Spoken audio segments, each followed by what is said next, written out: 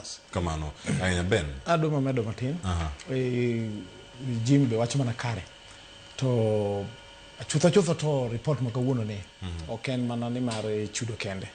En report ma very comprehensive nikech otingo gik mane dhi nyaka gi weche abductions, otingo gik machalo police brutality and en kata gi recommendations. Ang'eni wa samoro wadwa telo mi wirwath to ka ng'idhi some kama somete to dhi neno ni kata duol marito ratiro mar dhano ken char si gi chiwo nyaka recommendations kaka de gigomni gigo tim. Koro kuma ji mbueno tambe yie godo ni ok onego bed mana ni en compensation, onego bed ni to reforms mage mokelo mondo geng' gigi. To en report ma lach kabisa, weche mag tho, diere ng'anyo, weche mag police brutality, weche mag lala gi ji aoyaye mag abductions gi, weche mag unism.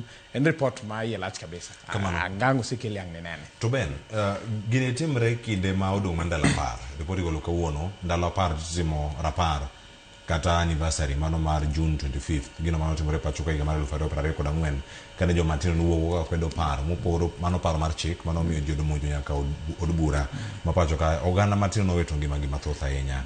En ang'o ma wa expect ahinya kata wagen ang'o geno mano mabedo karka obila osebed kiseyo obila gi pore no kati mana timbe ka osebed kata kilo seweche mag njore kinde siasa no wach kata ni nitie guns mano donje ng'anyo makinde cha mano wach ni ne gin infiltrate magi donjo kata pod waneno gima chini kane gintiere ang'eno dhi lose malach ahinya weche mag guns madonjo e ng'anyo mochan makare. Erokamano Cleophas. Awinjo kipenjo ni to ang'o ma geno neno nikech odong' mandala 10 kende to chieng'no mano bedo gi wach mok ber ahinya Kenya ka mano 2024 mane Gen Z ng'anyo kabisa matho nowuoke ni to ang'o mi koro report ni dipo mana kogol ndalo 10 kende kapok ochop mano.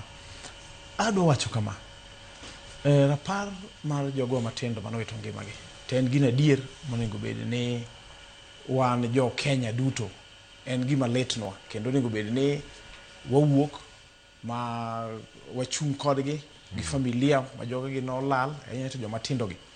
To an kuma koro gini chanda godo en ni iyudo ka the opposition politics is taking center stage. Ma rapar en gima ber, rapar ok ne gima rach nikech jogi mosewe wadier to ka un mana gi rapar moro parogo kaka nudak kodgi kaka ne gine piny ka en gino monego ji te obedie.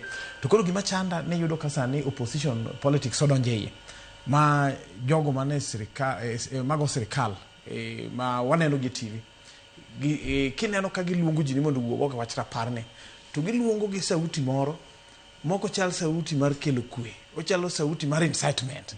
An mane kuma agwinyora kodgi to rapar ni to en gima onego bed ni yie madhi mbele man kade kwayona to sirikal maduong' nikech police nitie, internal security apparatus nitie, intelligence nitie, gitima timo upelelezi.